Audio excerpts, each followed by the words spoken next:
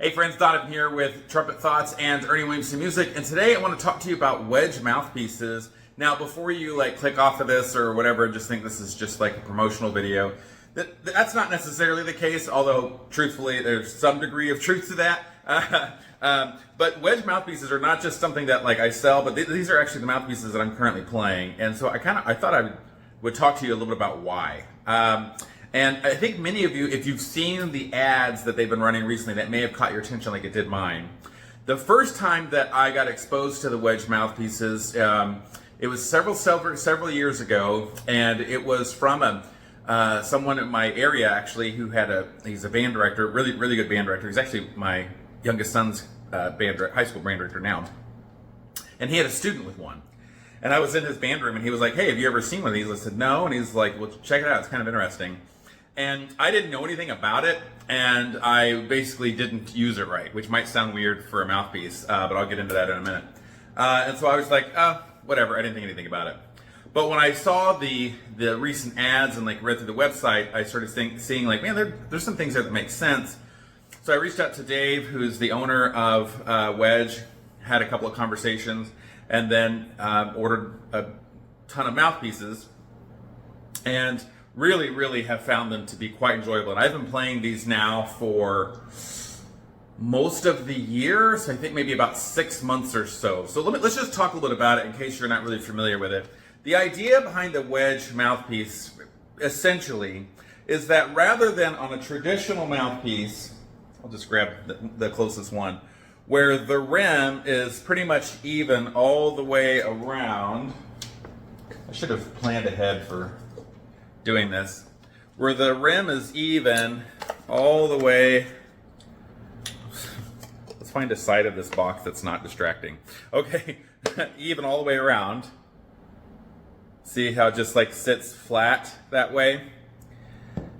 On the Wedge mouthpiece, you can think about it one of two ways. It's either that the rim has sides that slope, or it has two high points. Let's see if I can get this to show on the camera. So you kind of see how it wobbles, and maybe you can see, there we go, it's a little better. Maybe if I would have picked a black box or something.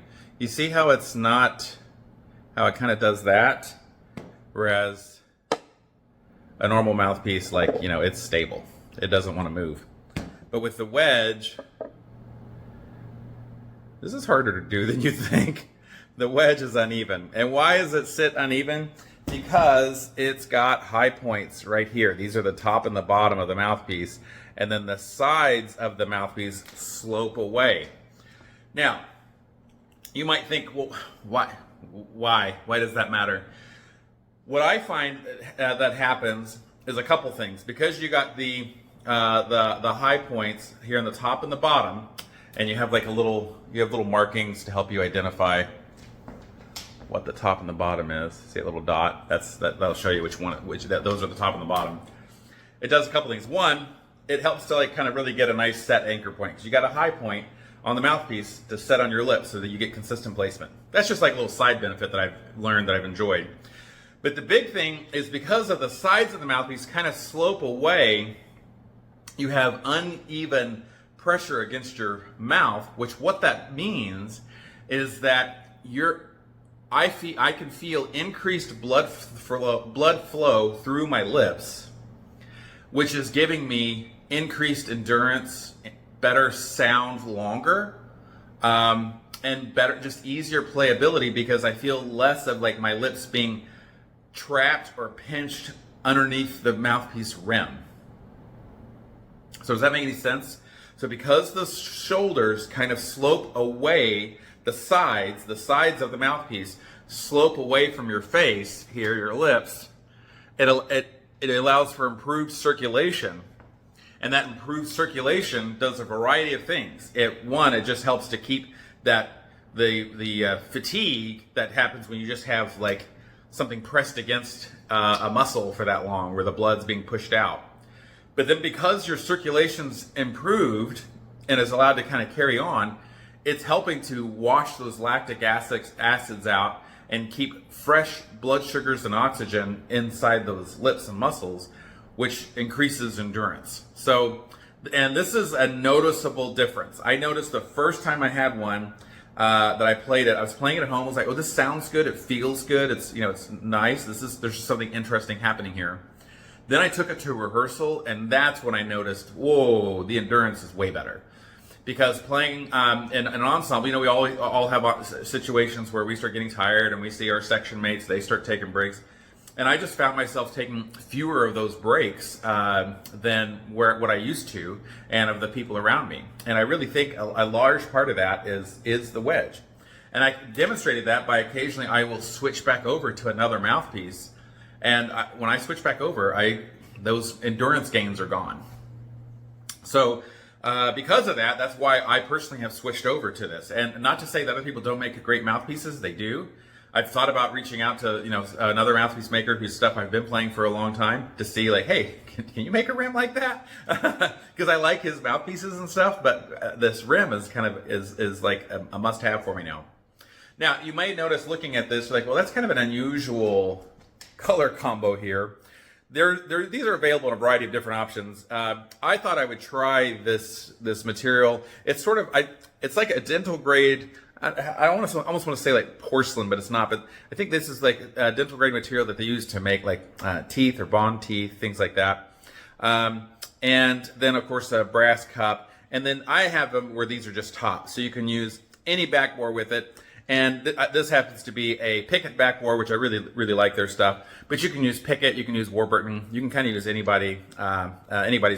those style of thread backbores will work with this. Which, if you're like me, you already got lots of these backbores, so that's kind of why I went with the top. And then this material, I noticed it feels. I had someone ask, like, is it like acrylic? It's like acrylic in a little bit that it has like that softness to your face to it. But it doesn't, acrylic always feels like it's missing something to the core of the sound. This doesn't have that. So this sounds like brass. This has all those things, but it's a little bit softer. And you may like this, you may not. To me, it's a touch bit grippier than brass. So I feel like brass or silver-plated brass is a little slippier, so it's, you know, a little more slippery, and this has just a little bit of grip. And you might like that, you might not. Now, good news, if you don't like that, if you don't want the grip, you can get this in a silver-plated brass top as well. So currently at Ernie Williamson Music, we have a few of the mouthpieces in stock. Most of them we're currently doing special orders. But I'll have more and more of the tops coming in, because I really do think in a world that's very crowded with trumpet mouthpieces, and most mouthpiece makers are saying that, you know, they've reinvented the wheel and fixed something or done something new. And in a few cases, maybe they're onto something, but in a lot of cases, they're just kind of making a similar thing. This one is actually truly different. They're truly doing something different. Now, does that mean it's guaranteed to be for you?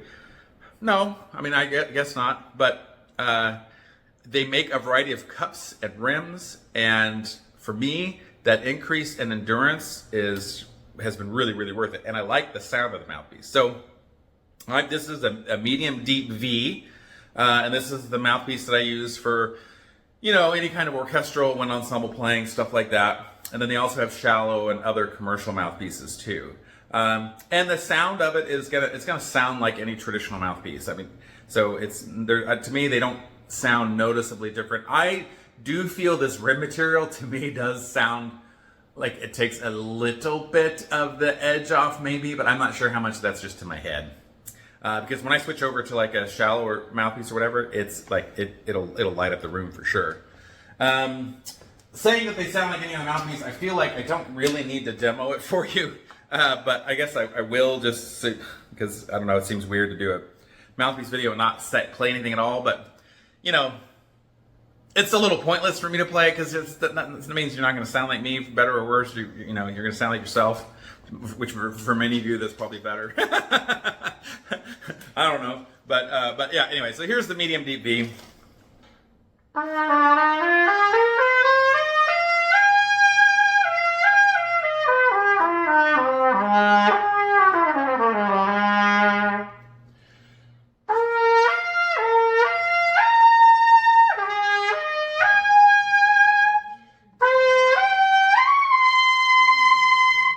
So it's real easy to play and sounds great. And like I said, I can feel the high point, low point, and the sloping away. It's a noticeable thing that you can feel and experience for yourself. It's not really all that subjective.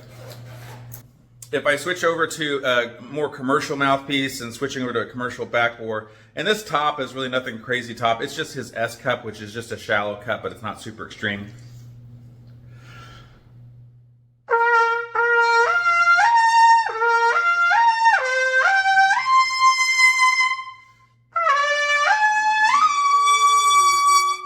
So nice and bright, and then he does make an ES cup, which is even shallower.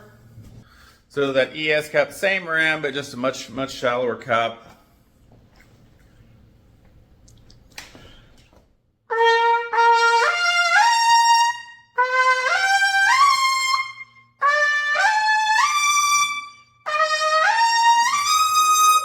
So that one, like, I mean, it's just peels paint. This is an extremely efficient cup design. So if you're someone who like blows hard, like and puts a lot of air in when they are playing that kind of stuff, this might be too shallow for you. But if you just, this is a cup you just basically ease into. You ease everything into it, and with a sip of air, and it just like lights up the room. So really efficient, great playing mouthpiece and cup. So yeah, these wedge mouthpieces, I'm a fan. I really like it quite a bit. And as much as, when I try other things, I always end up coming back to this just because the gains in endurance are so noticeable. I feel like I'm picking up like an extra 20-25% in endurance. So that's just too much of a performance gain to give up on. They're available in a lot of different sizes. The way they do their sizing, that first number, the 65, 66, 66, 665, that's all telling you the inner diameter. So a little bit of experimentation to figure out which is the right size for you. I'm happy to help you. Pick a size if you like. You can email me at donovan@erniewilliamson.com. Donovan is DONOVAN at erniewilliamson.com. I'll throw that up on the screen. That's how you can best email me for that. They make a variety of cup shapes, everything through things that are like more like a standard Bach C cup to a Bach B cup to things that are shallower and lead and commercial mouthpieces. If you want, I'm happy to recommend like backbores and combos and stuff like that.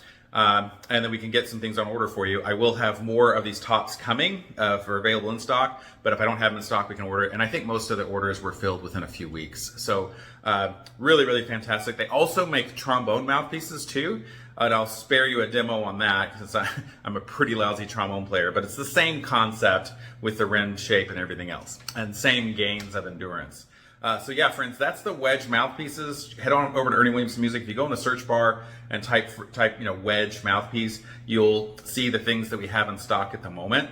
But like I said, most things at this point are going to be special order while we kind of build up inventory for these things. So really fantastic. Should you use this over a Wedge or should you use the Wedge over a Lotus or AR Resonance or Bach or Monad or whatever? That's really up for you to decide. All of those companies,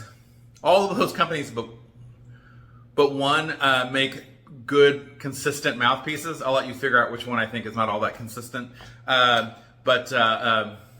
It's the cheaper of the bunch. But I do think all those other mouthpieces are good. And if you're playing on a Lotus or Monad or Warburton or AR Resonance or Pickett or Greg Black or whatever, and you love it, great. I mean, I'm not saying those mouthpieces are bad by any stretch. But if what I've told you of the increase in endurance, if that's something that you're like, oh, I mean, I could use that, then I think this is worth trying. So yeah, head on over. You can check out Wedge Mouthpiece on their website. And, I'd appreciate it, of course, if you would order it from us just to help support the channel and support me. That's really greatly appreciated. Friends, hope you're well. Thanks for watching. We'll see you soon.